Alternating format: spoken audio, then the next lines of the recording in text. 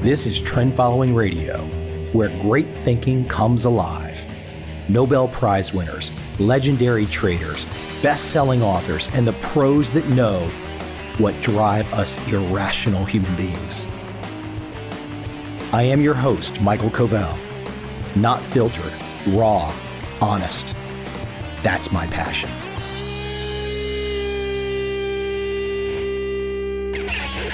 My guest today is Steve Burns. This is Steve's fourth, fifth, sixth appearance on this show. I don't know exactly. Quite a few. I think his first time was 2013. One of those early people in the trading world that supported my effort to do this podcast by coming on. So I'm always appreciative to have those early guests back on and check in and see what's up. Steve is a trader and a trading author, and he also happens to be, and we talk about this, an absolute expert in social media. So even if you're not interested in trading or investing or whatever, if you just want to get a little bit behind the scenes with somebody who has really mastered the art of social media, Steve has the insights. Without any further delay, let's jump right into my podcast episode today with Steve Burns. I hope you enjoy.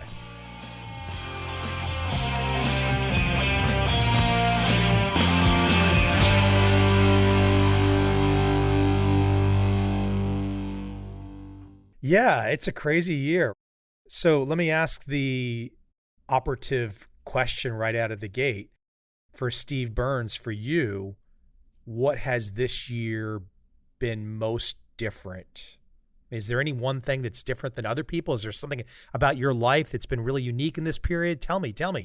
I sold my house in Nashville, Tennessee, one of the top 25 cities in the U.S. for population. I moved out it's been almost exactly 2 years ago, and it looks like in hindsight that was a really good idea. Where'd you go to?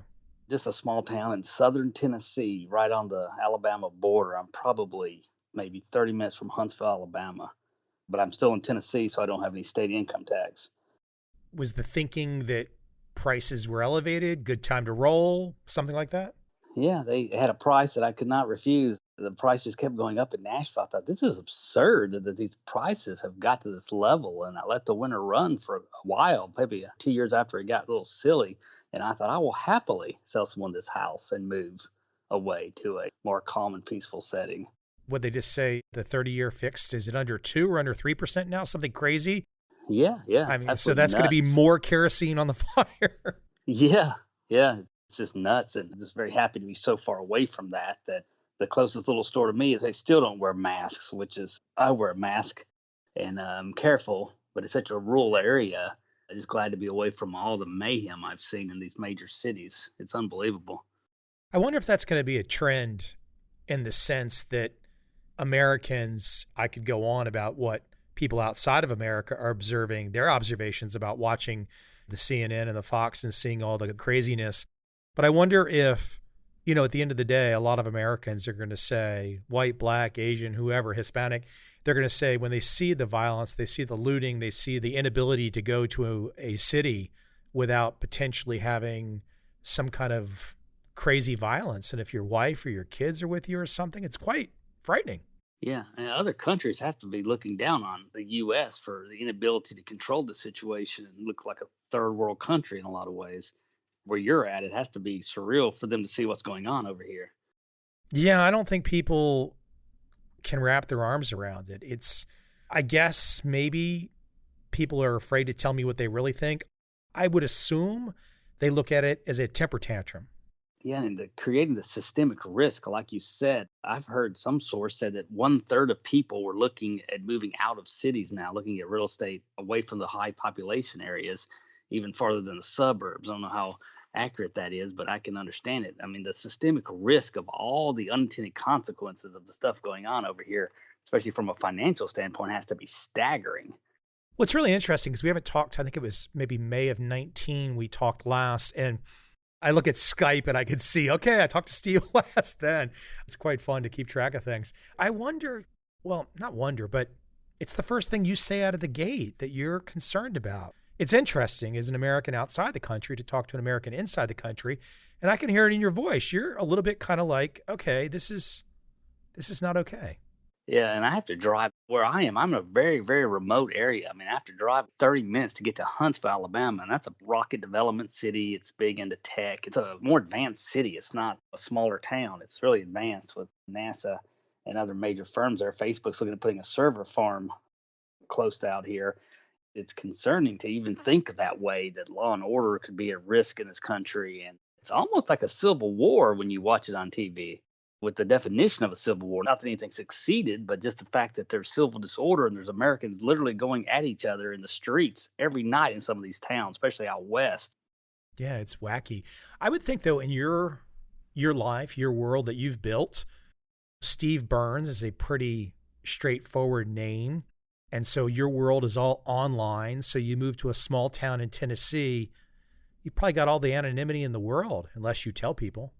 Exactly. Happy to have the anonymity, and everything I do is online on my laptop or on my phone, whether it's trading or running my website or whatever. And I just can't imagine people going out in this between the risk of the pandemic, a viral risk, and the financial risk of whether they're going to be able to work, and the layoffs and the businesses being closed and small business owners being ruined. All the systemic risk in the travel industry, to see oil contracts go below zero, taking delivery. It's incredible. And the political, it's gone beyond logic or reason or politics now. It's just irrationality, lack of reason, lack of law and order, people not caring about what the laws even are. Everyone just gets emotionally charged on both sides. I never thought I'd live to see such a thing in my lifetime over here. I've seen many things on TV, and look, I've got friends on the left and the right. And when I say this, I'm sure some on the left might feel itchy, but the reality is, and everyone knows this is true, I've seen things on TV in the last few months that if I would have done as an 18-year-old or a 25-year-old, I'd still be in jail. So the selective enforcement, how can you have an operating country if there's selective enforcement? If everything is political, including crime, we're in trouble. Yeah, it's really strange. And I think both of us are very middle of the line. I'm not political, and I've never been a part of a political party. I just come down right in the middle in a lot of cases and just look for what's right and what's wrong and people's individual rights. It's shocking to see this. And the financial markets trying to price all this in has been another fascinating adventure to see, on the fastest plunges in the history of the equity market, and then one of the fastest recoveries, some of the highest volatility. It has to be just one of the wildest trading years in my lifetime as well, to see what would even work in hindsight with the speed. The trend followers, even what their time frame is, could determine their success in a lot of these movements and how they filter for volatility. The charts have been another incredible thing to watch, and seeing people like Ray Dalio and Renaissance Technologies and some of the greatest firms to be negative on the year, because the traditional price action patterns and trends and volatility, a lot of ways, have broken down and created a lot of chaotic movements that are hard to cover in any time frame or most systems at this point. You said something interesting beyond the trading part there that caught my ear at the beginning. You used the phrase right and wrong, or right or wrong. And that's become a really interesting thing, in the sense that what we would have thought, and I mean vast majority of people, 95%, what we would have thought as right and wrong, where we could agree on basics, has been destroyed, where now people look at right and wrong and they look at it through a tribal lens. It no longer is a unified right and wrong. It's right and wrong depending where you stand. Yeah, and who you are. It's really strange is to think laws, be law enforcement or judicial system or constitutional law, that's not really up for debate historically, but now it seems to have been that way. So I got to tell you, here's where I want to jump in. I was doing a little bit of Steve Burns homework in advance of this call, and I look at my meager followings on Twitter and Instagram. Now, I can't really admit to working at these followings. I pretty much work at the podcast, but I look at these. I think this morning I wrote down 268,000 Twitter followers, 117,000 Instagram followers. I'm sure I didn't go back and listen, but I know we talked some social media back in the middle of 2019. These numbers, I'm guessing, are double or triple at that point in time. Yeah, I've been stunned at the growth of these platforms and my following over the past, especially the past 6 months, especially during this lockdown. The impressions and viewership has just exploded. It's stunning that I can pick up as many followers on Twitter now that I used to have back 6, 7 years ago. It's incredible to watch. People's eyeballs are moving into social media and have fun at providing content for them to check out. Well, that's the very humble scenario that you've just laid out. What I want to know, because not everyone has followings this big. And look, I'm sure some people might look at large followings and say, what percentage are fakes and all that kind of stuff. I have a sneaky suspicion, because we've talked about this before, yours are probably very high in terms of real people. I think the last we spoke about that, you had a sense of that. Do you still have a sense for that? There's actually a little thing, it's called Auditor Twitter, that you can actually go through. So I was like, what is going on here? I was worried there were bots or something, the speed of this growth. And I went through this Twitter audit. I think last time I did it was 92% real followers based on their activity and the impressions and the shares and retweets. That's a good way you see engagement. People's followings is just looking at how many followers they have and how many retweets and favorites and shares they have. It really shows you that there's people engaging, not just following and ignoring you, but engaging in your content. And I've got a really, really high engagement rate as well. Why do they like you? I don't know. I think I give them what they want. I see what they like. They like to talk about trading psychology, risk management, what kind of blog posts they want to read. And I just give them what they want and let the winners run and cut the losers short. That's one thing I learned when I started. People said, oh, they didn't want to go on Twitter because they didn't want to see what somebody had for breakfast or what somebody was doing at the gym or something. And that's true. People don't want to see that. People want to get entertained. They want to be enlightened. They want to have good information, education. Inspired. They like to interact. Inspiration, yep. Interaction. They'd love me to run polls, because a lot of people ask me to run polls to see what the outcome is when they want to know something, because that's such a large sample size. There's places I go as well. Like, I like following your Facebook page. You always have great thoughts for the day on your Facebook page. There's a guy on Twitter, The Real Fly, that has incredible news feed. I get more news from him than I can from major media. He shows, I don't know where he finds them, all the gifts of what's going on around the country. I think we all have people we love to follow for a specific reason. Try to give my audience what they want too. What are you doing specifically in the last 6 months or year to get that kind of growth? Or did you reach some kind of a critical mass where it started to feed on itself and you are not actively having to push that number up each day? Yeah, you're right. I think it become a critical mass. It seemed like when the pandemic lockdown started, when everyone went to quarantine, it just exploded. Like you said, it's a critical mass where it's just feeding on itself. There's just the following so big that so many people like or retweet, and it just exponentially grows with little effort. I spend less effort now trying to grow it than I tried when I very, very first started. First 1,000 followers are the hardest, and it gets exponentially easier when you get to 10,000 or 100,000 or 200,000, just from the impressions and the sharing and the learning of what people. Let's talk about what you deliver, because I see this in my own world. You seem to deliver bites of trading psychology, trading technique, bites of wisdom, bites of inspiration, but things that are easily digested. They make you feel good when you read them, because you feel like even if it's only a few sentences, you just walked away with either some bit of new knowledge or a reinforcement of something you already knew, said in a clever way or said by a famous person, etc. This seems to be this style that I'm describing, and feel free to correct me, but this seems to be what's in your wheelhouse for your growth. It seems to be that's what people come to you for. Yeah, I think you're right. Trying to put things that are complex and try to give them in a digestible way that people can easily grasp them. I think I learned early on. I love options contract, and talking about the deltas and the vegas and all the Greeks and how the price. I like some complex things, but people do not digest that well, and most people do not care. So I shied away and did more of what they do care about, and they want something complex delivered in an easy to understand package. That's what people want. And then I think we've really moved from the industrial age and the information age. I think we've run into the aggregation of information age, where information is available, it's free, it's endless information online. The world's knowledge now you can get pretty quickly and easy if you know what you're searching for, but people want it aggregated. I think the main reason people buy books now or read blog posts or tweets is they want information aggregated to them so they don't have to go search the world for it. They'd rather buy time by paying for your book to get what you've learned.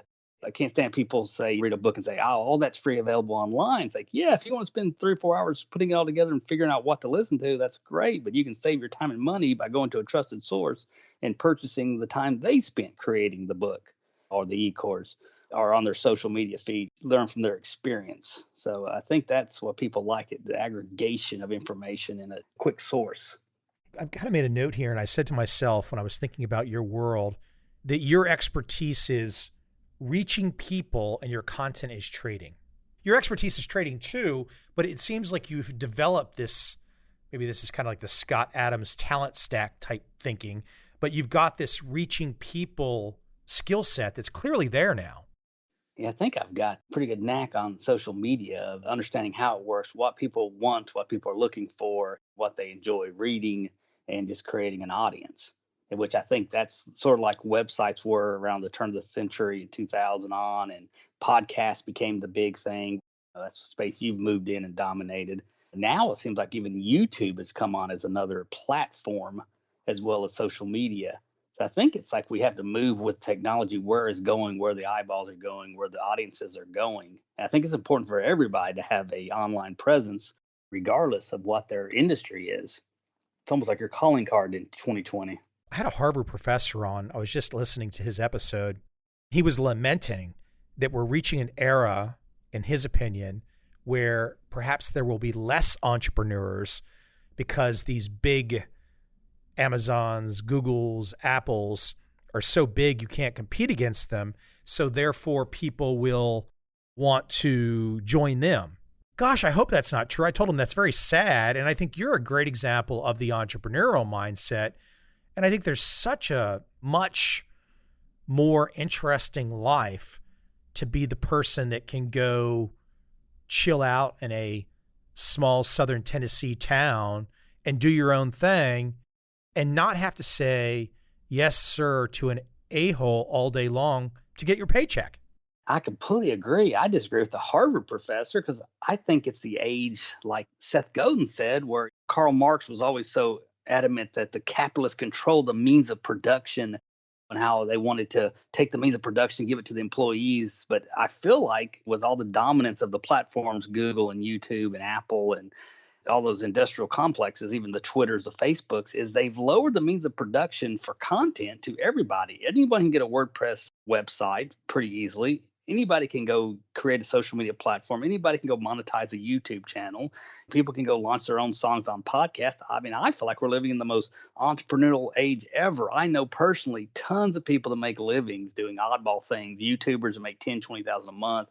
Knew a guy that was, I don't know what he makes now, but he was publishing just Kindle books. He published like 30 books. Was making 20, 30,000 a month publishing books on Kindle. It's like, how in the world people think there's no opportunity and want to go work in manufacturing or want to go drop $250,000 on a education to go look for jobs that software have replaced.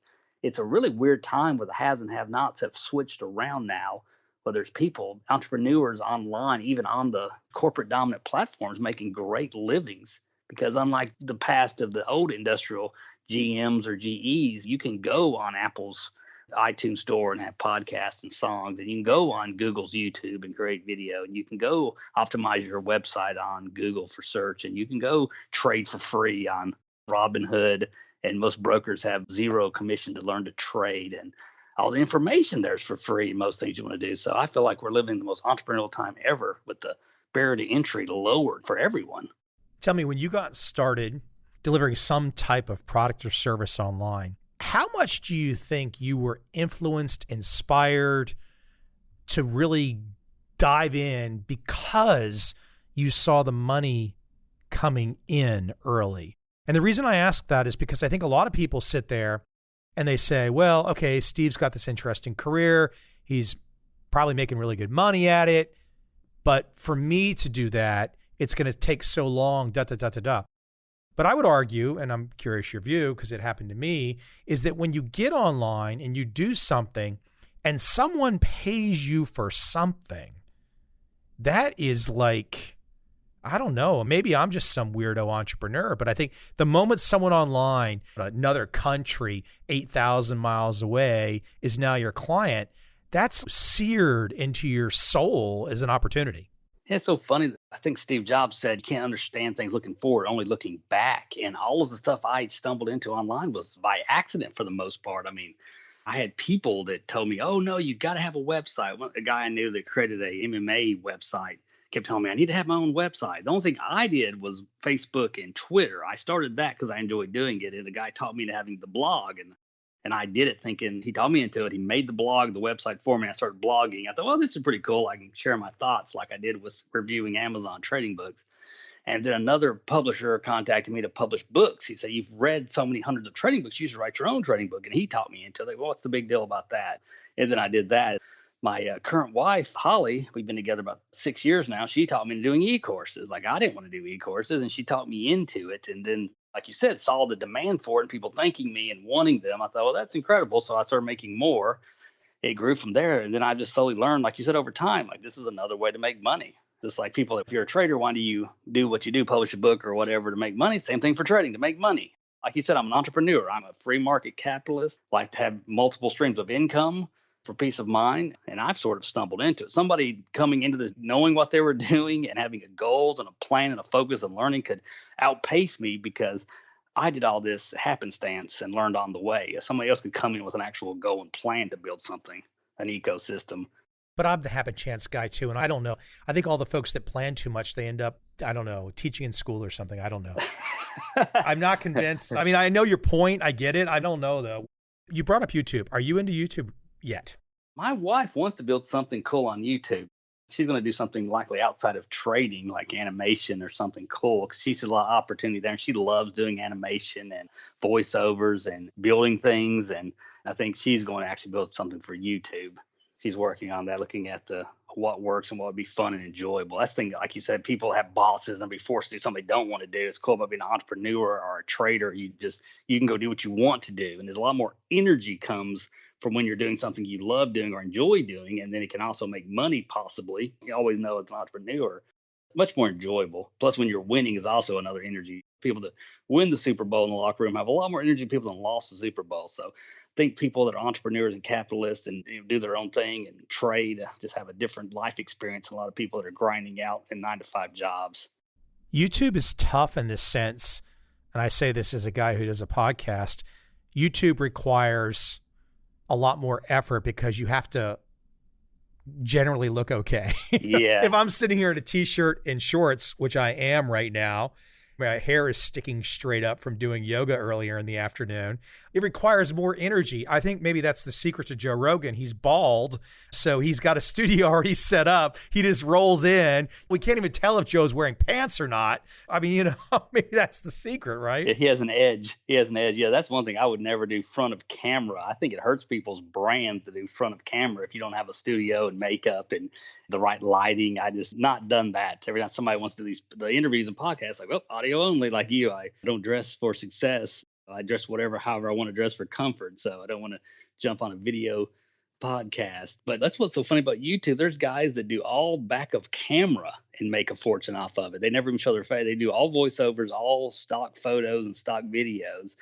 And they don't even show their face. Other guys do infographics that are animated, so they never show front of camera, and they make a fortune. It's funny how the opportunities move through the economy when you go from the opportunity was probably get a college education and go get a corporate job, 70s or 80s. And then the 90s become the internet, and then the move into websites and launching website businesses. Then you move into e-commerce and podcasts and YouTubes, and just it's interesting how the opportunities move. And the billionaires a lot of times were in the right place at the right time, doing the right thing on scale and taking a company public to get to the billionaire level. How many books are you at right now? I think 16 that I published, probably 20 in all. Are these all self-published? 4 or 5. I think it was 4. Another guy published my first 4. And for me and my wife had our own publishing, and then we published 16 more after that. And you've avoided, I mean, I know why, but I have to ask, you've avoided the big publishers. I'm sure they would give you a deal. Yeah, I've pondered that. Maybe not a deal you want, but I'm sure they would give you a deal. Yeah, I think the workload, or I don't know, the quality and the workload and the editing and working with somebody, it's just so hard for me to do what someone else tells me to do at this point in the game. It's interesting when people become financially independent pretty much and are good to go and don't need the money. It's interesting that we just do whatever we want to do. You are absolutely like that as well. If you get the desire to do something, you go do it. If you don't, you don't. And it's harder to work with people.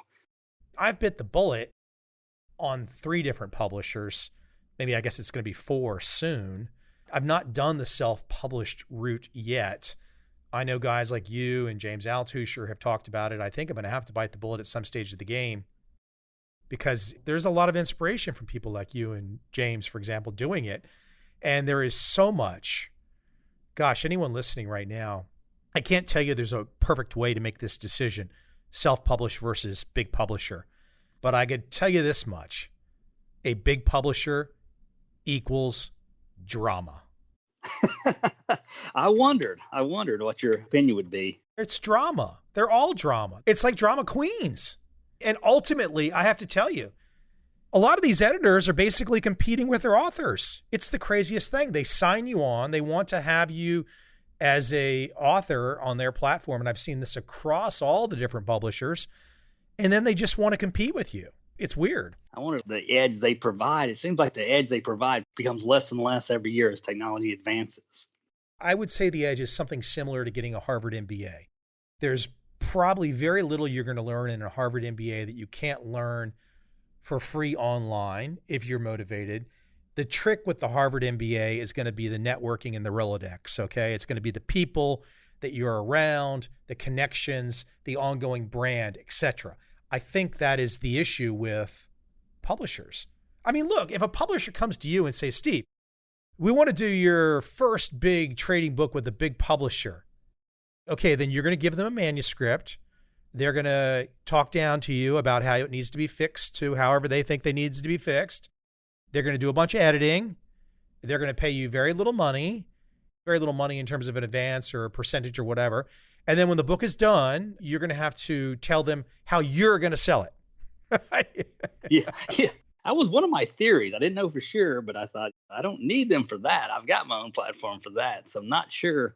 And I can hire any, and Holly my wife has a degree in writing in English, and she can be the editor. So I don't need them for that. That's fascinating to hear that. What you said about the MBA, I read a book one time called recently, the last year, Visualized MBA. A guy that did the MBA was going to break down what he learned at the MBA in a book. I thought, well, this is good. If I ever would have went into higher education, that's the direction I would have went in, was an MBA. So I read it waiting to hear this amazing, what MBA would have really taught me that I missed out on. I just read the whole book. Thought, are you kidding me? That's what they would teach you, basic business math and P&Ls and profit margins and advertising and business math, nothing earth shaking. Take a finance class, take an accounting class. Everything else was an absolute waste of time. An absolute waste of time. I mean, for me, the marketing part, I mean, all these things that just, you're not going to get that from school. How did you learn all this social media marketing? You're in the game playing every day. Exactly. Yeah. If you want to learn the MBA, just go open up a business. Probably open up any kind of a business, and you would learn the first year or two all the stuff they teach in the MBA. I was stunned that there was nothing earth shaking in there, some genius that I was missing. And to spend that kind of money, it's just unbelievable. People get themselves that far into debt. But I mean, college, it's a goal. If you want to be a professional, you want to be an engineer, you want to be a doctor, lawyer, yeah, you have to go to college. Absolutely. But the utility of colleges for most people's goals, I just see it losing its edge dramatically year after year while the price goes up exponentially. That's another thing I don't understand. Do you have any haters? Oh, goodness. Yeah, I get trolled at least once a day. What are your haters? I mean, you seem like a pretty nice guy. I mean, I've got a little bit of a crazy edge to me. It's mellowed some, but if anyone goes and reads my 1-star reviews in Amazon, most of these people look like they've overdosed on heroin, partially been locked up in a freaking asylum, and now they've escaped to write 1-star book reviews for Mike Coveil. But dude, seriously, what do people criticize you about? You just seem like a guy doing your thing. What do they not like? What's the trolling of you about? Yeah, really strange things like they think that they would have access to all of my trading accounts for a $69 e-course, and I have to prove something to them. And I'm not attempting to prove anything to anybody. If you want the content and information, feel free. If you do not, that's absolutely your choice. You don't get access. I don't know what it would cost to get access to that if they wanted it. And I thought, well, maybe I should have saved all my brokerage accounts from 1992 to now, saved them all up. I had no intention of doing this, so I did not save them. And I've traded brokers 3, 4 times, so I don't even have access to them. And I thought, even if I would have done that, I would have saved them all. It's a game. It never ends. Yeah, yeah. If they would have just said, well, this year you only made single digit returns, or this draw, you had a drawdown here of 40% this year. And they would have just took the trolling to that. They just believe what they want to believe. And there's so much cognitive dissonance in that. Recently got trolled saying that my real trade examples, I wasn't showing my brokerage account and my live trade execution. And I just showed the charts and the entries and exits. It was just so bizarre. It's like, I don't even understand what they're looking for. I mean, if you're a trend trader or swing trader, what am I going to do? Pull up my brokerage at the end of the day and show them? For trend trading and swing trade doesn't translate well to live trading, as it only lasts for a minute. It's really strange. And another guy came in and said, well, absolutely you should, because I do. I show all my live trading all day. And I said, you must really want to prove something or to get subscribers to spend 8 hours a day trading. That's just bizarre and foreign to me. It's really just strange. I don't want anyone in my life that thinks they need to sit there and watch somebody trade all day long, because if they are trading all day long, it is some kind of insane 15-minute, 60-minute bar nonsense. They've got their mind messed up. They don't get what the big picture is. If somebody really wants to sit down and pay money to watch Bob trade some day trading system all day long, I mean, just imagine waking up 5 years from now. You're not going to have any more money then. For pennies, books about day traders that made 25 cents or a dime on a stock. I thought I would rather have a job than sit there and look for dimes and nickels all day. That's just, to me, just insanity. People are doing that? Oh, yeah. I mean, I've read books by top traders, reading books, just learning about trading firms and different things, and talking about how these long, elaborate stories of how they scalped a nickel or a quarter or 50 cents off a stock is the most bizarre thing to me. All the money I made was in trends that I was in, that I held for weeks or months at a time, where a stock, Apple, doubled in price in 2012, or the stock went up 20, 30% in a few days. They don't consider the time. If you're a trend follower or a swing trader and you're trading the end of the day, you're trading for 20, 30 minutes at the most, and you're looking at all your signals and you're taking actions, and you're spending about 2.5, 3 hours a week trading, opposed to day trading 8, 9 hours a day. The cost of time. Are you making enough money to offset the time you spent in your labor of sitting there? I think people do not realize you can make a lot less money as a trend follower or swing trader and still make more than a day trader. It's from time. What's the health cost too? Sitting there all day, not moving, glued. I mean, it's just, even the people that are pros at this, that are doing short-term trading, it's all automated. It's all on servers. They're not sitting there with 6 screens in front of themselves. This whole, I was on a webinar over the weekend talking about this very issue. To sit down and say that you've got 6 screens in front of you at your desk, what are you, some kind of like Star Trek mutant that you can look at 6 screens all at one time? I mean, this is all like some kind of big masturbation fantasy. Yeah, even the day traders that I know that I think are successful, from everything I've seen, that most of them trade the first hour. Even the day traders, they trade the most movement and volumes in the first hour. They trade the first hour and then they go about their life. It's like you said, people bring in cognitive biases to what they think they're looking for, especially the biggest one. I don't know if you see this endlessly. They want to predict. What's your prediction? What's going to go up? What can I put money into doubles? Thinking some twisted thought process that the trader would know the future. That is the strangest thing that I've ever seen, that they cannot get past. How do you make money and not predict? Look at this year. It's like the year that says, if you thought you could predict anything, 2020 is like the first 6 months of 2020 are like the most unpredictable insanity ever. Yeah, who in the world could have seen, even if they saw the sell-off, could have traded to the volatility and predicted the 1,000, 2,000 point Dow reversals, and then could have predicted a bottom and then caught the swing and then trades the volatility? I mean, my price action systems kept me very safe for the most part. As you know, if the market's plunging down in the stock market, I go to cash. If it's going up and sustaining an uptrend, I stay long.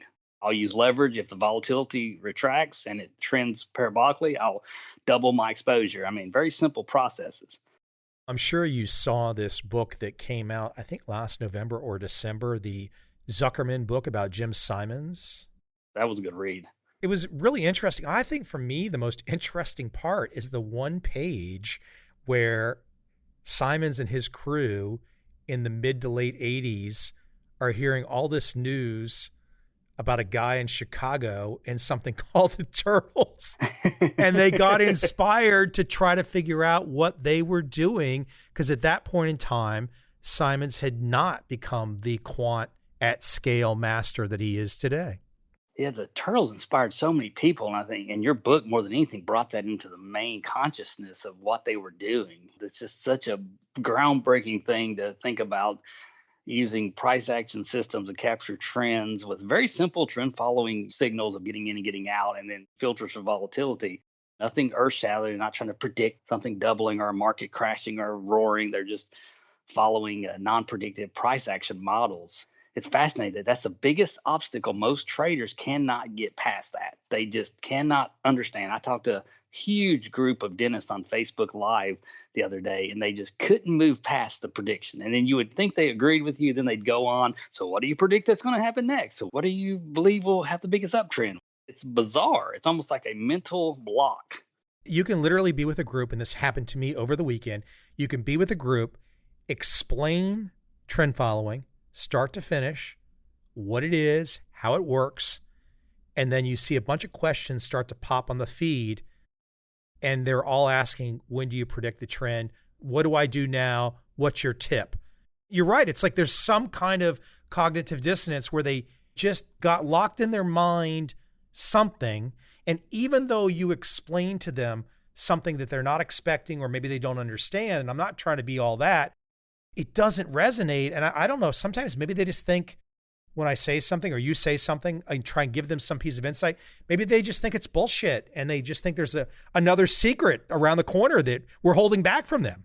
Exactly. And they keep on how a lot of the emails or social media messages end with all these endless, bizarre questions. Like, the problem is they don't even understand what questions to ask, much less find the right answers.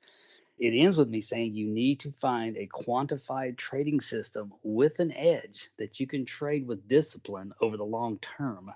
And that's something they cannot wrap their brain around. And the people that can go on to start building a system for themselves. It is really cool to see the community that you have built. How would you define the vast majority of people under your umbrella, under your world? I assume the word new would be the starting point, that you get a lot of people that are fresh off the boat, so to speak, new traders. But how do you define your audience? It's really interesting. We have in the Facebook trading group, we have a lot of new traders and a lot of really good traders. Interesting people that are different professional levels follow me on Twitter, interact with me, just watching the feed for whatever reason. Even in the group, we even have some market wizards that show up from time to time, like Tom Basso, and even some top trading authors in the Facebook group that show up. It's an interesting interaction. And I think we're just like a tribe where we know each other. I see your tweets, I know how you think, and I know I'm with my tribe. So I think it's people that really follow under the ecosystem of the right path, and we all click and we all get it. I think most of us are together in these groups and on social media have read the best trading books, the Trend Following, the Market Wizards, some of the Van Tharp books, and Alexander Elder. I think we're all on the same page on what works for my ecosystem, like you said, as well as the new traders trying to figure it out. It's interesting. Once you kind of wrap your arms around it, once you define it, there's a certain peacefulness. You kind of don't really care that if someone's jumping up and down about their penny stock system or whatever they're doing. You just don't care. It's not an arrogance thing. I remember early on, guys like Ed Secoda, seeing from him, or Larry Height, understanding, and then just have the light bulb moment. And then you're like, okay, I was fortunate enough to meet those guys and to pick something up, and it changed my life. And now I'm at this understanding. And then you look back and you see other folks that have not had that chance yet. and they're kind of splitting atoms. You can see the panic, you can see the uncertainty, you can see the fear, the greed, all those things. Don't get me wrong, I'd like to make as much money as possible too, but I sleep like a baby at night. I don't have a lot of high stress. I have no desire to prove anything to anybody. I'm fine with whatever they believe. And if they have something that works for them, good for them. If they make money with it, I mean, I'm fine. I'm happy. I'm content. That's what's so crazy on Twitter. People lash out and attack other people, troll me. It's like, I don't feel bad for me being trolled. I feel bad for them. I mean, where's someone at in a mental, emotional state where they lash out at people on Twitter anonymously for the most part? But sometimes who they are is known. And it's just bizarre to me. It's like you have nothing better to do with your life than to try to lash out at somebody on social media. And the people that if you day trade and you're a good day trader, you make money, good for you. That's fine. I have no interest. I'm not trying to prove anything or convince them of anything or anything's the right way or the wrong way. I just know what works mathematically and through logic and reason historically, especially the people that get all tied up in their predictions or beliefs about the stock market or what's going to happen next or the financial markets. I mean, that to me is the most ludicrous thing because the future does not exist yet.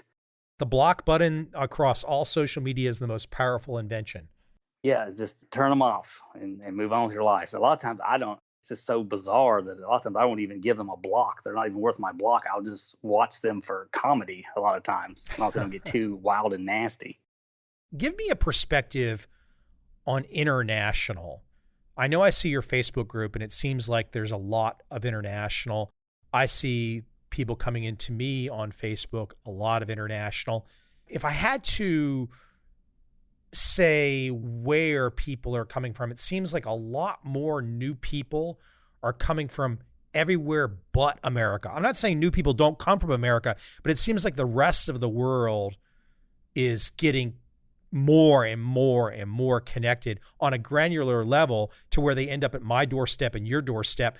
And maybe they're in an African country, they're in India, they're in Southeast Asia, who knows where. I mean, it's become a very small world. Yeah, it's amazing. That Thomas Friedman said the earth is flat now with technology. The biggest pop I see is from India. Sometimes India can outrank the US in traffic to my website. A lot of my social media buddies and friends and people that I interact with a lot on Twitter are India. It's definitely a booming place for getting financial education right now. 4 times the size of America, I believe. It's like 1.4 or 1.5 billion people. Yeah. That's a huge number. That's crazy.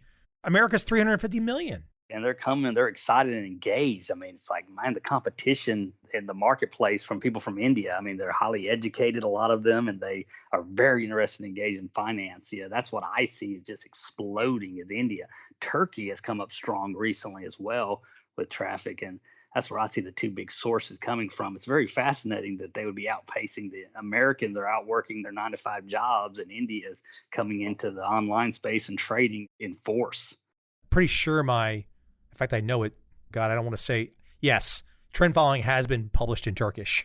So I don't know if I've got a Hindi version of any of my books. I think many Indian traders and readers are English readers. Not all, but I think a significant number. Yep, that's what I see. I guess that's part of their barrier to entry so low because they already have the English language. So it's easy for them to come into the financial worlds. No language barrier. Tell you, before I let you run, I want to ask a little bit more about just this Corona time and America.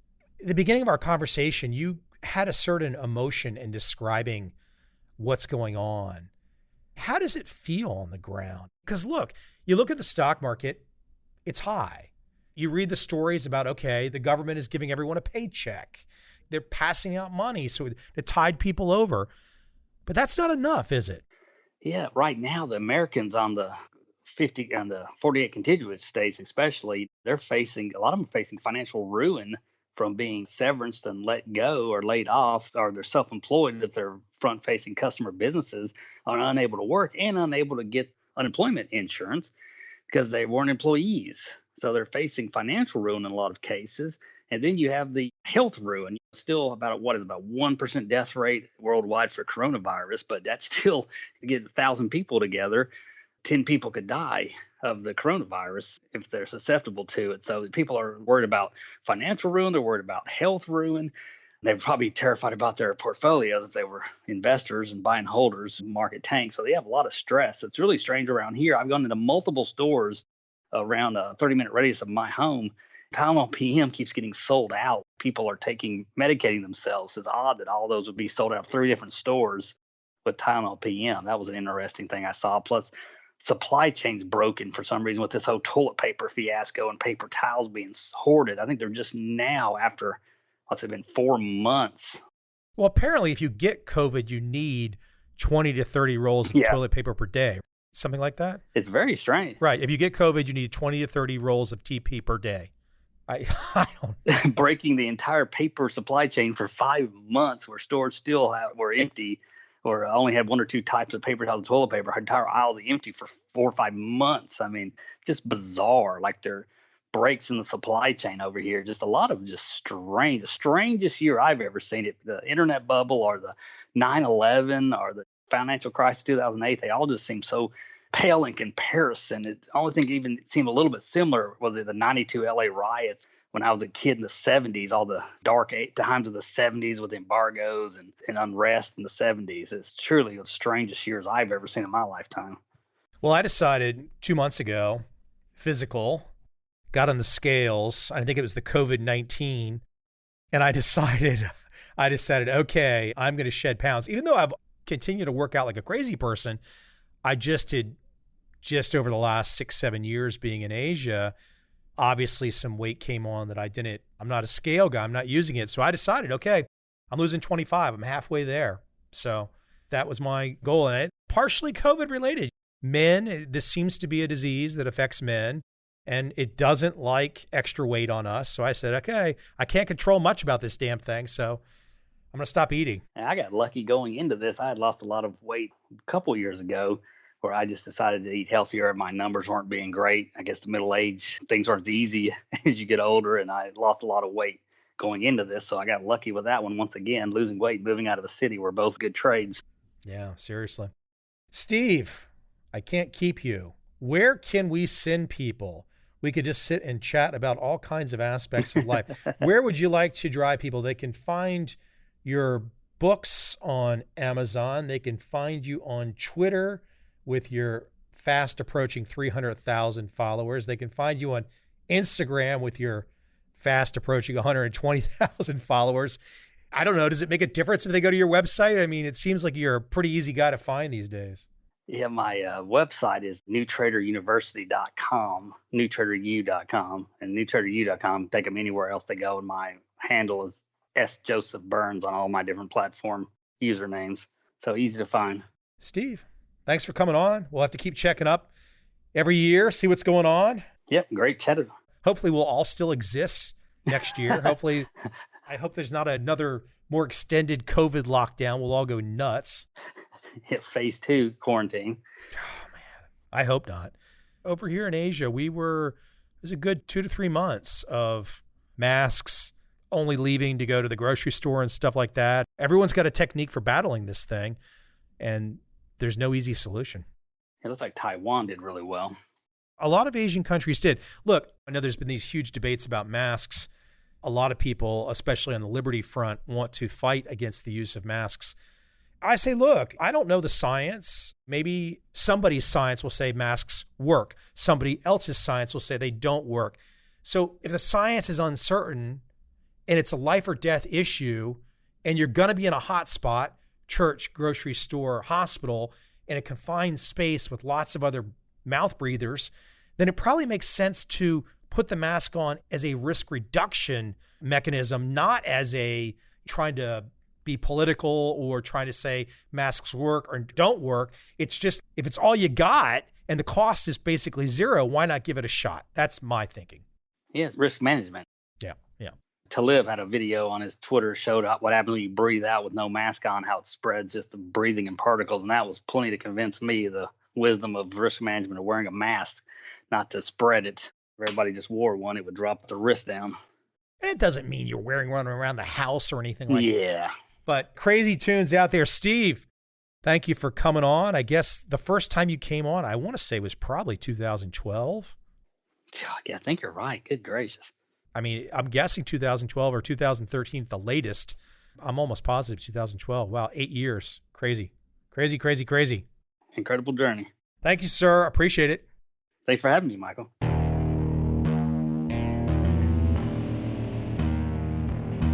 I see a time when those awake will understand how to make money in up, down, and surprise markets. Whether new trader or experienced, college student or financial advisor, protecting against a crash or just trying to make a lot of money, trend following offers everyone an answer in uncertain times. To get started immediately, send me an email, michael@covel.com. I will send you the right trend following steps to take along with my free video. But if you want to buy and hold, trust the government and trust Wall Street, this is absolutely not for you.